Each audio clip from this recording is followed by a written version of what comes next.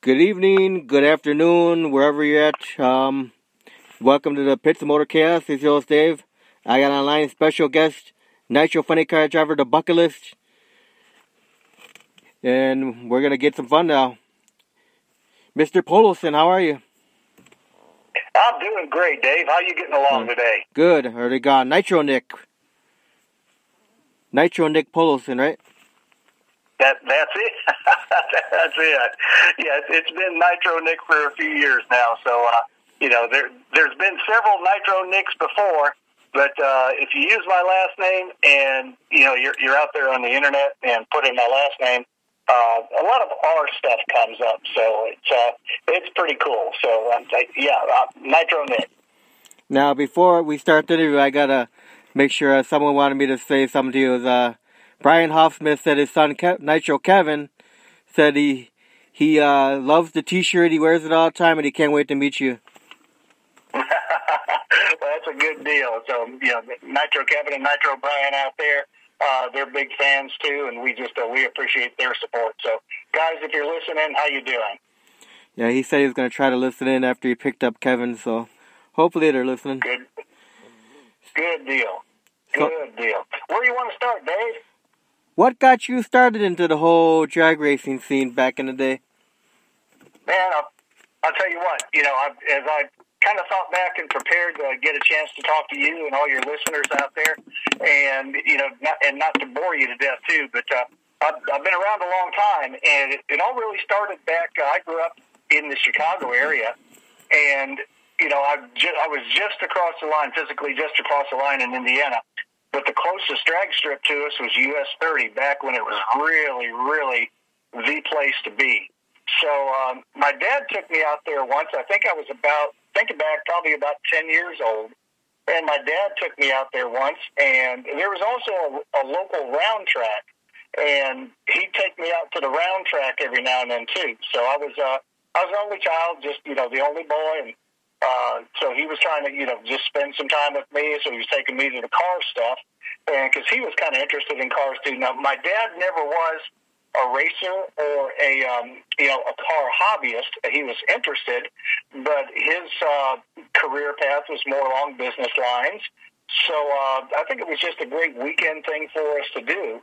And in between going to the drag strip and then going out to the local round track there, it doesn't take much imagination to think, well, if you go out to the round track and the cars are constantly banging against each other and they all look just terrible, and probably the fastest car is the worst looking one because he's banged into everybody so much.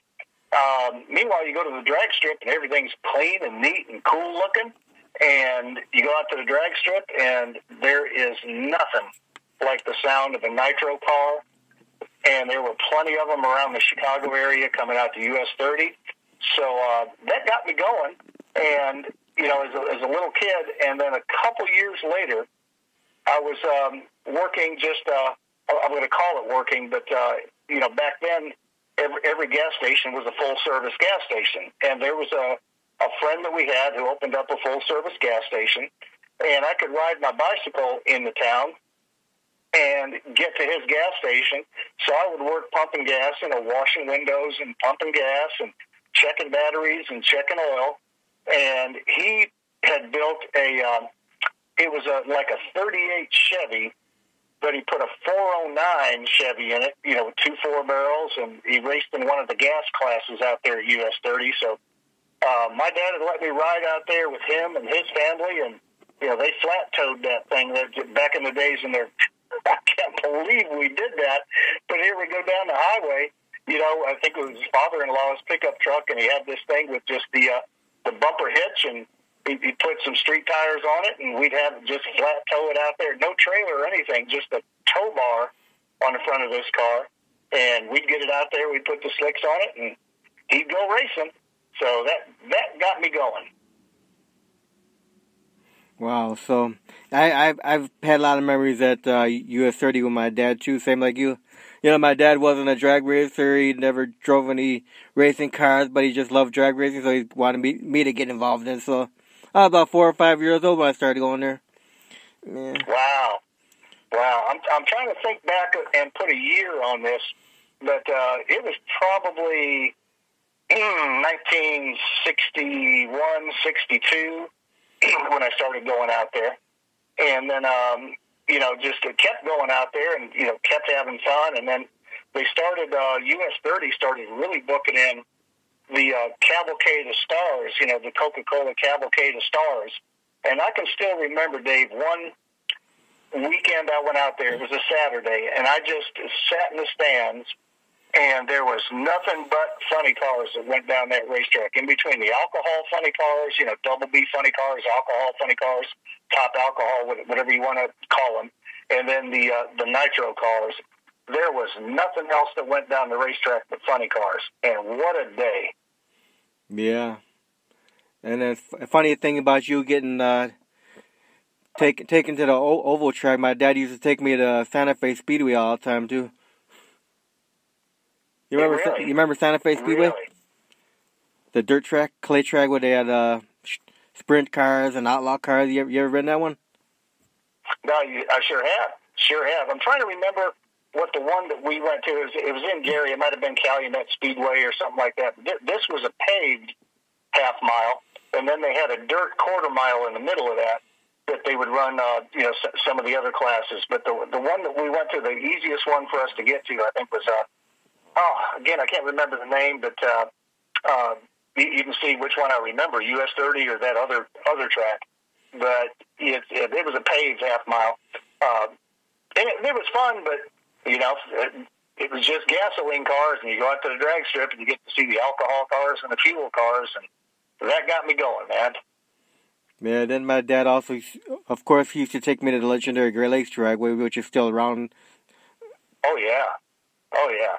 The Great Lakes? Yeah, we started going to Great Lakes. We went to Oswego. Once I started driving and getting around, but I made my first laps down the drag strip out there at US 32. They had a run what you brung class. The bracket racing was just starting, and back then it was even some index racing, and where you just run on an index like 13 seconds flat, 14 seconds flat, 15 seconds flat. It wasn't dialed down to the the 10th or the 100th, but it was index racing, and it was. They had an interesting starting system back then. The guy would pull you forward into the beams, and he had a little switch in back, and it was just an instant green. It was before the Christmas tree, and that was the first laps down the drag strip. Now after I started doing some nostalgia stuff with the Top Fuel car that I got involved with, then we started doing some nostalgia flag starts and things like that. But my first laps down the drag strip were before they actually had the Christmas tree starting system. So what year was this? Oh, well, it was like 70, 71. Okay, then what kind of car did you move into after that car? After that car was actually a Plymouth Duster, and it was my daily driver, just like everybody starts back then, and gets going. So it was my daily driver, and I got that run. It had a 340, and it was a 71. So that was a bracket. 71. That was a bracket car. Yeah. Okay. Yeah, well, index car back then. Right. But because it was before they really had the dial-it in. It was before the clocks could actually accept the dial-ins and stuff. So they had to modify. They had to get the modification of the clocks that you could actually put the dial-in in. So they would just have index racing, say, just pick a number, say 13 seconds flat. If you go out there and run 12.99, well, you were out. So that's what they had to do before they had the clocks, where they could actually program in a dial-in and get the handicap start. So these were all heads-up start index classes. So that's where I started at.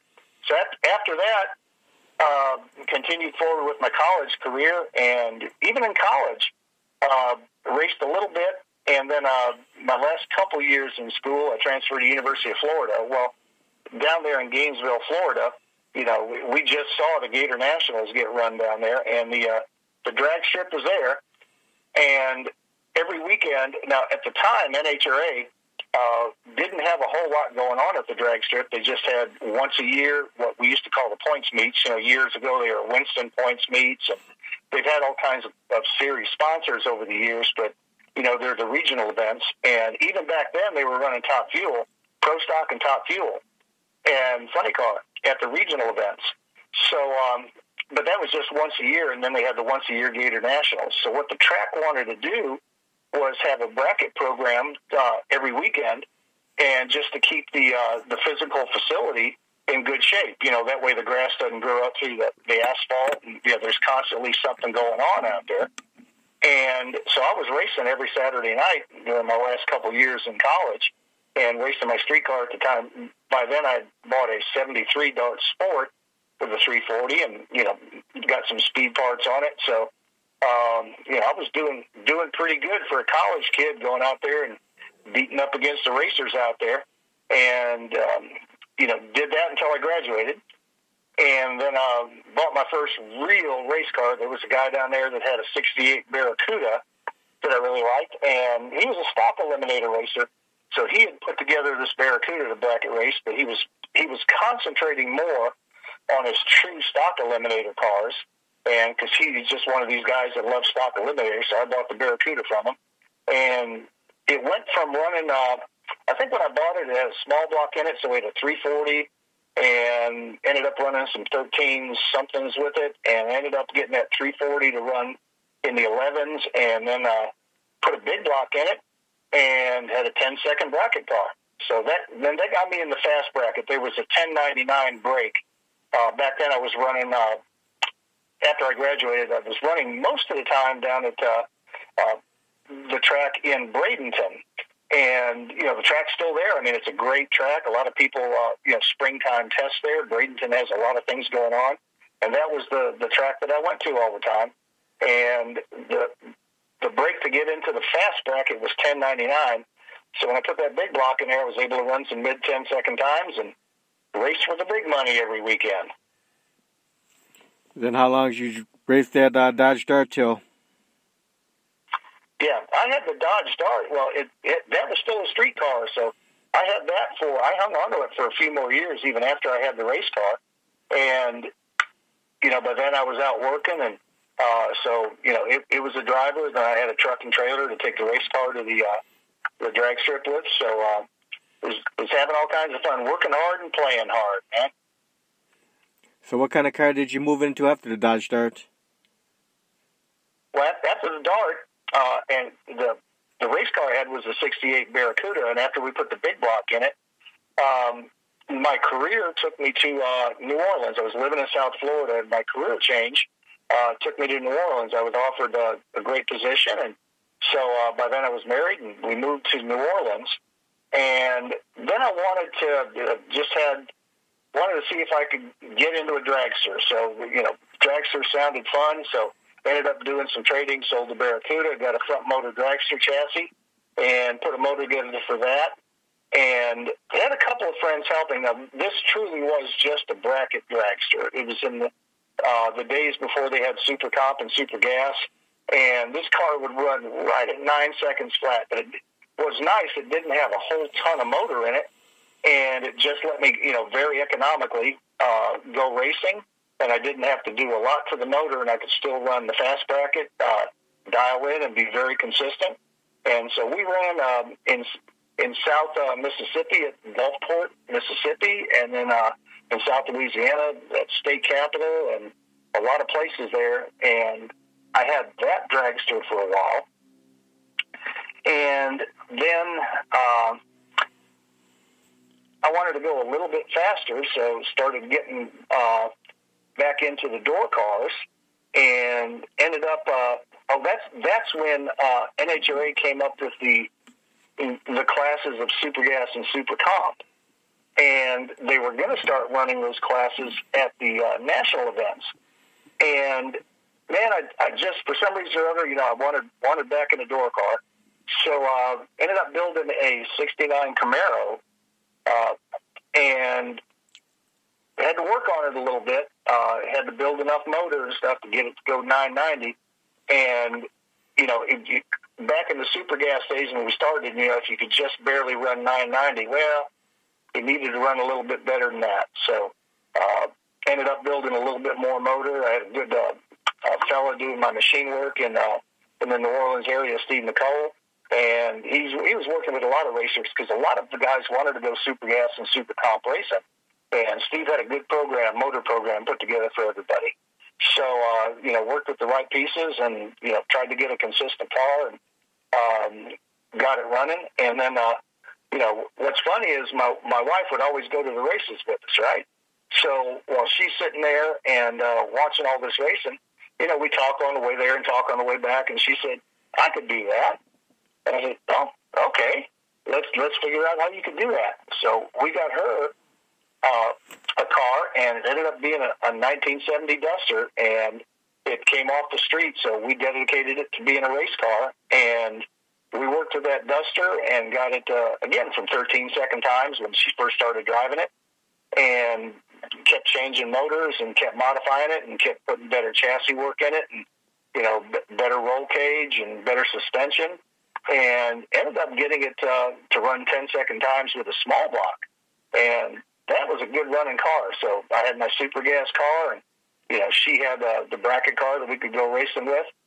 So we did that for a lot of years there in between South Louisiana and South Mississippi. Now, did you and your wife ever do any side-by-side racing? Oh, yeah. Well, after, to continue forward, because, her car wasn't legal for any of the NHRA classes at the big races. So when we go to the Cajun Nationals, and since I graduated from University of Florida, the Gator Nationals was always kind of like our homecoming. Some people like the football games and stuff. Well, the Gator Nationals was kind of our homecoming trip. And so we'd go there for the Gator Nationals, and I'd run super gas.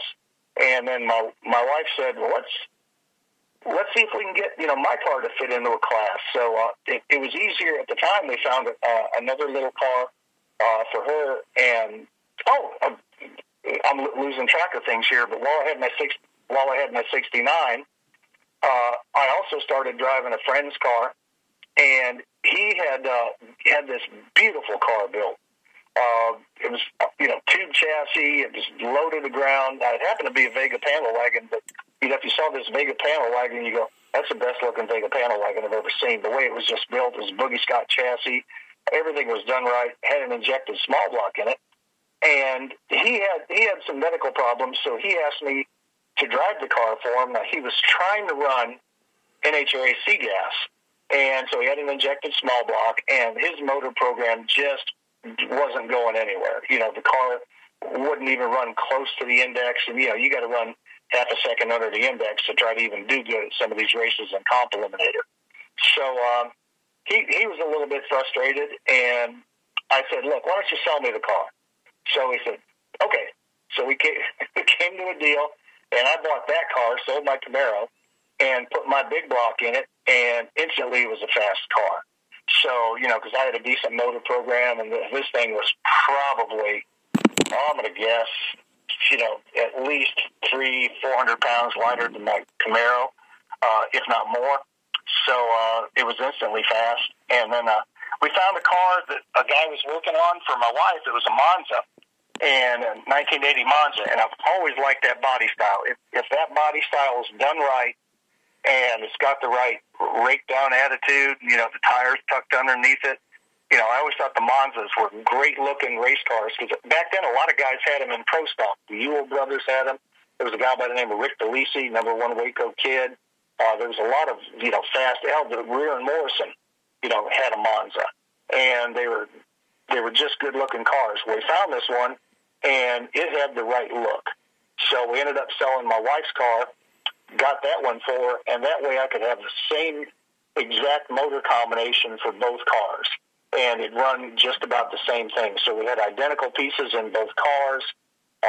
It was easy to go to the racetrack. Not say easy. Nothing's ever easy in this.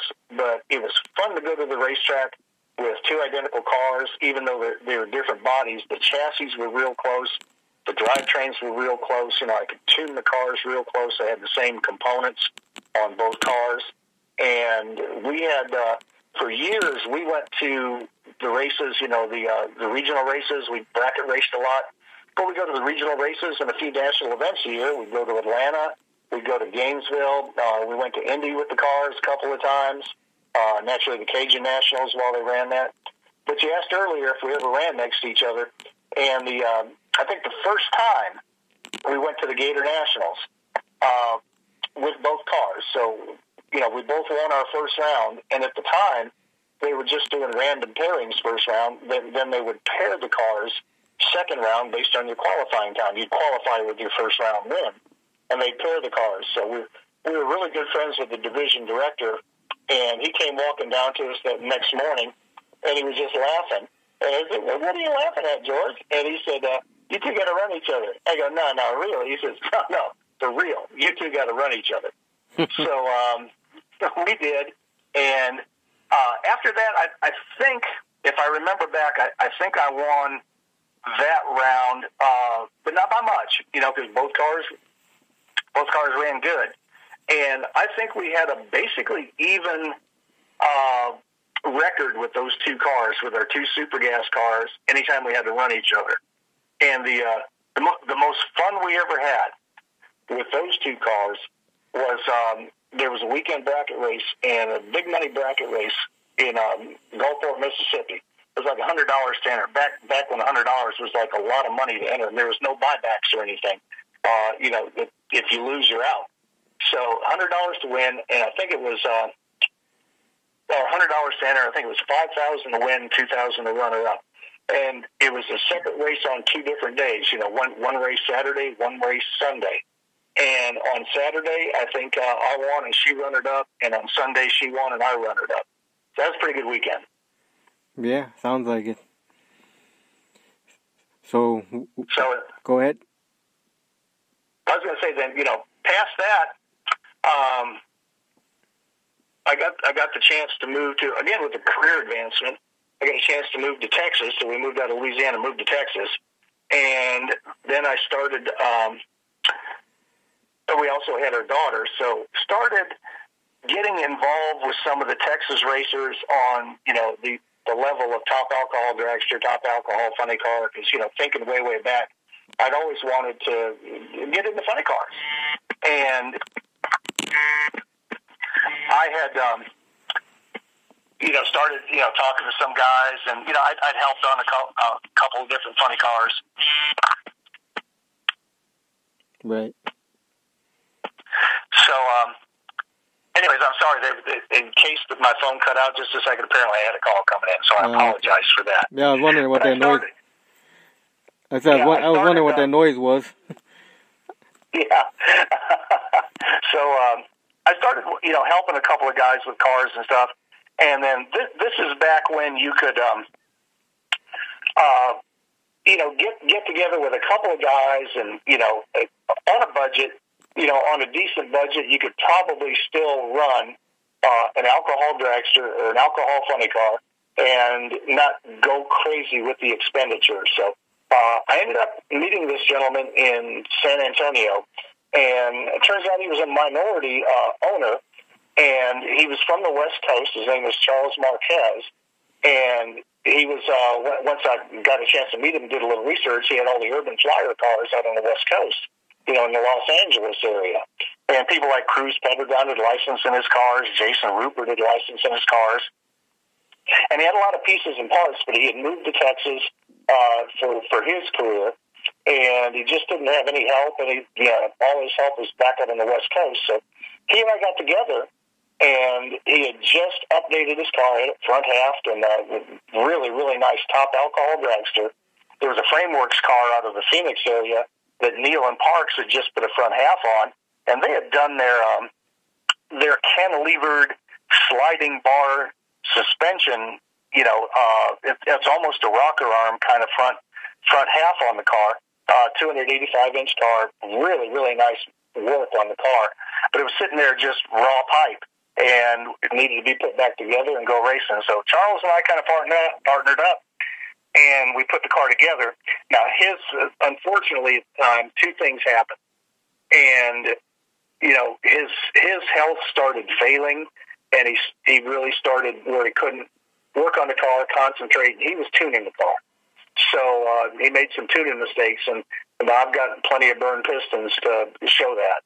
And at the same time, man, we had roots blowers, and at the same time, a lot of the blower rules changed, and the guys with the screw blowers, first they made them legal, And then the guys started figuring out how to run them.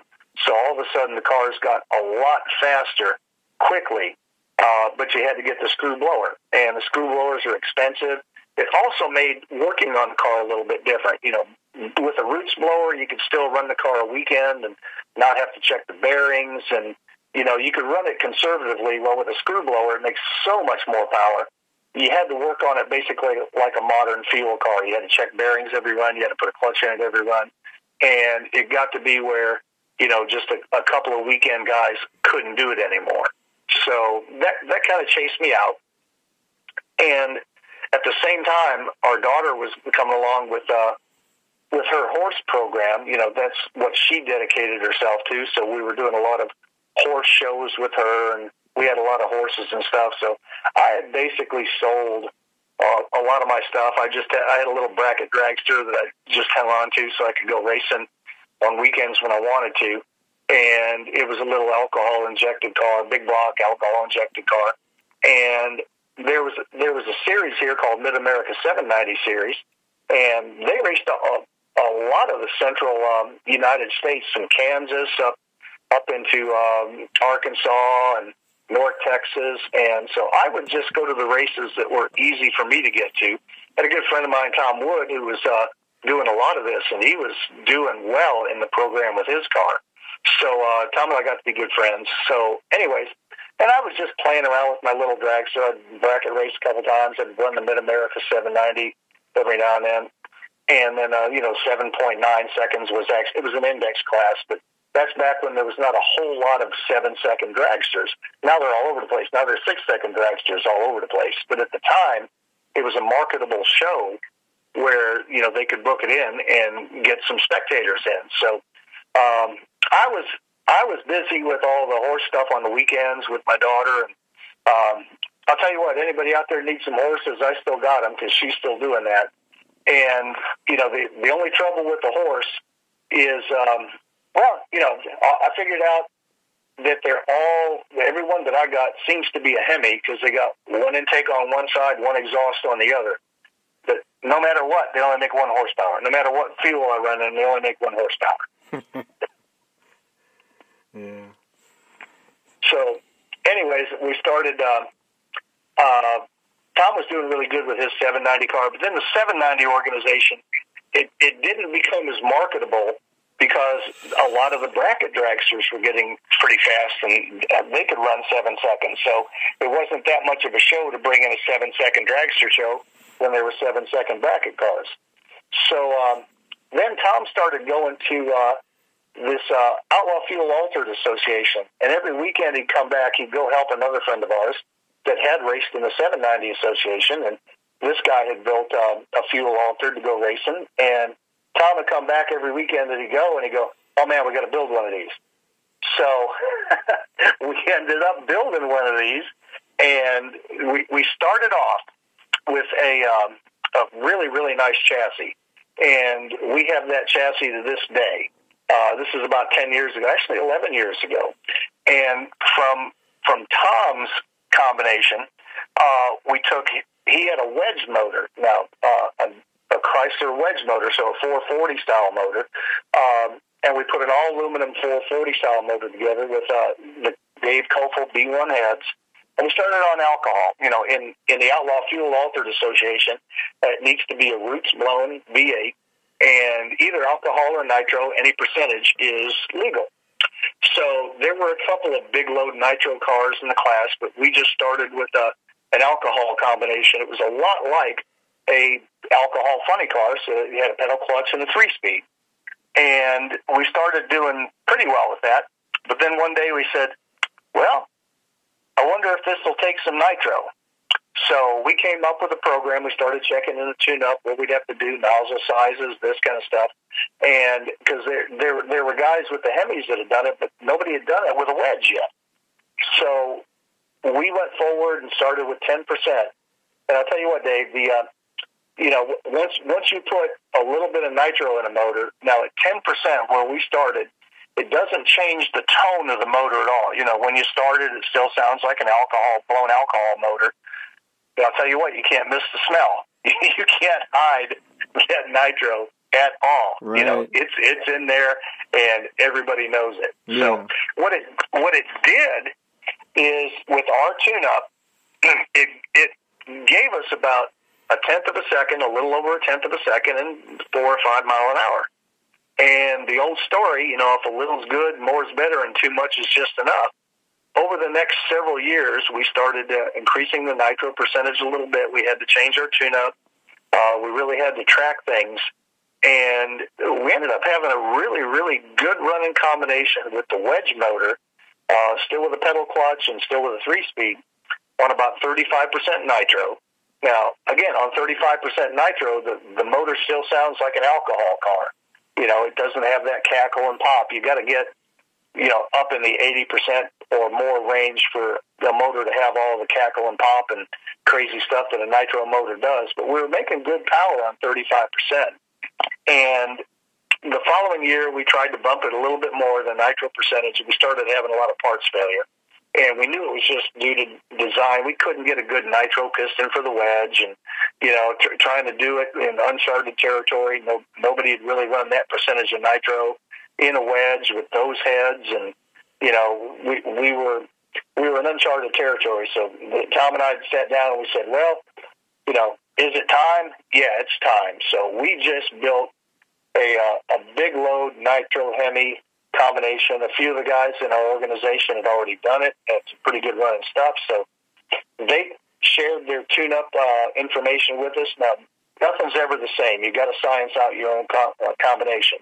So we started gathering up parts, and we put together a high percentage nitro Hemi, and we changed the clutch combination to a glide clutch. So, you know, it's what you see in all the big show cars. Now, we don't have near as much pump, and, you know, we don't have near as much blower, but it's a lot of fun, and we've run that the past several years. Now, is that the Sundown? That's a Sundown car, and in 2017, in our organization, we won the championship. We were the winners of the championship in 2017. We'd placed well in years before that, and in 2017, we finally brought home the championship trophy. So we're really proud of that. And then during the past year, and this is where I want to get to the bucket list funny car, and the Doak family, is that over the past couple of years, you know, Gary and Susan Doak had their car together, and they had a friend of ours driving the car, and good looking car, you know, good running car, and they went out, and it was up in Tulsa, and they had a pretty bad parts failure, unfortunately, and had a pretty bad fire in the car. The young gentleman that was driving the car got a little bit of burn on him, and luckily he just, the injuries were minor, but it destroyed the car. So Gary and Susan decided, well, they have to put something back together, and they just can't quit like this. So while they were putting things together, they gave me a call, and, you know, with our success that we've been having with the Sundown fuel altered and as good as the car is running, Gary called me and said, would you be interested in driving this car? So I said, well, let's get together on it and let's see. So Gary and I got a chance to get together, and the first thing is to make sure that, you know, I physically fit in the car, and, you know, everything just works the way that I like the configuration of the car to be, and the car that he has is just a top drawer piece. Now, the nice thing about it, too, you know, is his motor combination, the way that he runs his pump, the supercharger, it's really, really close to the combination that we have in the fuel altered. So right now we don't have a whole lot of runs on the bucket list car. We just had some new car blues when we went out the end of last year. But we're getting ready to go testing here over the next couple of weeks, and we've got a full race schedule planned for the 3 funny car chaoses that Chris Graves is putting on. We're going to do the first one in Amarillo coming up beginning of June, and then we're going up to Chicago, and then we're going to finish it up down in Denton, Texas in September. So we're planning on just doing well at all 3 of them. Now, what kind of car is the bucket list funny car? Like what make? Oh, what kind of tires? On the bucket list funny car, Gary has a set of Mickey Thompson tires on it, and they are. It's interesting the way you can gear up and the way you work the tires with the tire size and gear ratios. So the combination Gary's chosen is a 34.5-inch tall tire, 17-inch wide, 34.5-inch tall tire with the appropriate rear gear ratio. And that car is really configured to do both 8th mile and quarter-mile times. Now, the Funny Car Chaos races are going to be all 8th mile races. Right. And the reason for that is a couple of tracks we're going to are 8th mile tracks. But the other reason is, and we really found this out from the organization, the Outlaw Fuel Altered organization, for booking the show in and for having it be able to run where the crowd can come see a lot of racing in one night, not have to worry about coming back in over 2 or 3 days. It makes sense to run these cars in the 8th mile. You can turn them around quicker. And on those kind of nights, there really aren't a whole lot of people down in the last half of the racetrack. So all your spectators are up toward in the first 8th mile. It makes better economic sense and better sense for putting on a good show for the fans to run a 8th mile. So that's our whole Fuel Altered organization is 8th mile. And the 3 races that we'll do with the Funny Car Chaos are 8th mile. But the Bucket List Funny Car is configured to be able to do quarter-mile runs as well with the tire size, with the gear ratio that's in it. So we're ready for match races, and we're going to see what else comes up this year. So now what kind of engine is under the hood of the Bucket List? On the Bucket List, it is, for those of you that are out there that are familiar with the different aftermarket manufacturing, it's TFX, it's an Alan Johnson piece. So it's an all-aluminum billet block. And the cubic inch on this one ends up being 488. So with the bore size and the strokes, 488 cubic inches. It's got a set of really nice brad heads on it. And we're running a Littlefield 1471 blower. For the combination, for the way you run these cars with the pump size we have, it all has to fit together. So, the fuel pump has a certain output. The blower needs to run at a certain speed, so you don't either have a too rich or too lean fuel mixture with the nitromethane. As you know, nitromethane can be kind of finicky if you don't run it right in the right ratios. So we've got a good combination figured out where we've got the right size blower. It's a Littlefield 1471. It's a standard Helix blower. It's basically the same type of blower that we've got on the Sundown Fuel Altered, which is also a Littlefield standard Helix blower, 1471. So, it's workable. It lets us do, a weekend of racing without having to take the car completely apart, take the pistons out of it, take the bearings out of it, do all this kind of stuff. We can go several runs and do that intensive work back in the shop where we don't have to do it laying on your back, 100-degree day and having, red-hot oil dripping in your face. Right. So how many crew members do you have for the Bucket List? For the Bucket List, we've got, let me go through it. The car owners are Gary and Susan Dope. Gary's the primary tuner on the car, and I'll tell you what, Gary's a workaholic, too. He just loves working on the car.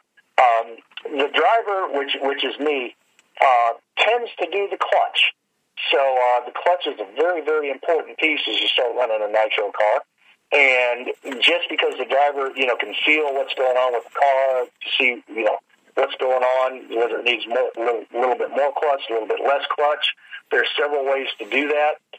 But you do have to work on the clutch every run you make in these cars. And now, again, we've got our program set up where Bucket List car's got a 4-disc clutch in it, and it's an AFT clutch, and I think it's going to be very consistent with the way we've got our clutch program set up. So besides me and Gary, we've got Randy, who's will work on, Randy has volunteered, or we volunteered in one of the two, but you got to change oil on these cars in between each run, too. A nitro car, you do have to put fresh oil in the car. 2 reasons. Number one is the correct fuel ratio in a nitro car is very, very rich, and it tends to push a little bit of nitro past the ring so it contaminates the oil. So you just have to get the oil out that's got a little bit of nitro contamination in it. And number 2, when you put fresh oil in it, it helps cool that a solid aluminum block down. So you're taking the hot oil out and putting room temperature oil in, and it helps take a little bit of heat out of the motor as well. So there's two reasons for changing oil. So Randy does that. We've got a couple other guys that are just to help with the cylinder heads, and we adjust the valves in between each run. So we've got a couple more guys to do that. Old Doc out of Lake Charles, he's glad to come help out with that. I've got a good friend of mine, Keith, who is also part of this. And, he's in there helping adjust the valve, set the tire pressure, help me pack the parachute after I get done with the clutch, help pack the parachute. So sounds like a lot of people, but we're busy. Yep. And then for the Sundown Fuel Altered, how many crew members you got? About the same thing. We've got me and Tom, and, Tom, it takes care of the top end of the motor in between runs, again, adjusting the valves, taking a look at the fuel system, making sure everything, looks good there. We've got another friend of ours that helps adjust the valves, so help Tom adjust the valves. We've got a good friend, Jeff. He's the diver. He gets the oil out of the car, puts the fresh oil in. We do have Jeff's wife, Danielle, who's also our backup girl. And she's famous for being a backup girl and just a cheerleader. Every time we make a run, she cheers from the back of the truck. But she'll even help me pack the parachutes in between times. Now for either of the two cars, are there any sponsors? We're basically self-sponsored. We've got some product sponsorships, but we're basically self-sponsored. Okay, so Gary doesn't have no sponsors yet either for the funny car? Now he's got some graphics company that's helped us out, getting the car, and it's a beautiful car. For those people that are listening in, just look up on Facebook, the Bucket List Funny Car, and you'll see how good this car looks. So, anyways, the graphics company has, partnered with us to be able to have the car look that good. But right now, Gary's got a lot of pieces and parts, and right now, we're at this point in time, we're self-funded. We're always looking for a little bit of marketing help, and I've got a nice marketing package put together. So, we sure would welcome it if it presented itself. Right. Now, for both cars, the people listening, they both have Facebook pages for the cars to see what's going on for the year, all the events. Right. The Bucket List car, it's the Bucket List Funny Car. And then for Sundown Fuel Altered, it's Sundown AAFA. That's the old designation for Fuel Altered. It's AA Fuel Altered. Well, now, Nick, I want to thank you for your time. Do you have any final words for the fans that are listening out there? Oh, yeah. Just we've got a full schedule with both cars this year. The Outlaw Fuel Altered Association, we've got our next race coming up in Oklahoma City on the 14th, April the 14th. And then go online. It's OFAA, Outlaw Fuel Altered Association.net. Or look it up on Facebook. It's OFAA, Fuel Altered Association. And you'll see our schedule there. So if we're going to be in your area, the Fuel Altered Association tries to stay within a little bit of a radius of the Dallas-Fort Worth area. That way we can guarantee a high car count. And we usually have, 15, 16 cars show up to try to qualify for a 12-car field. It's all in one night. It's all on a Saturday night. And it's a great show.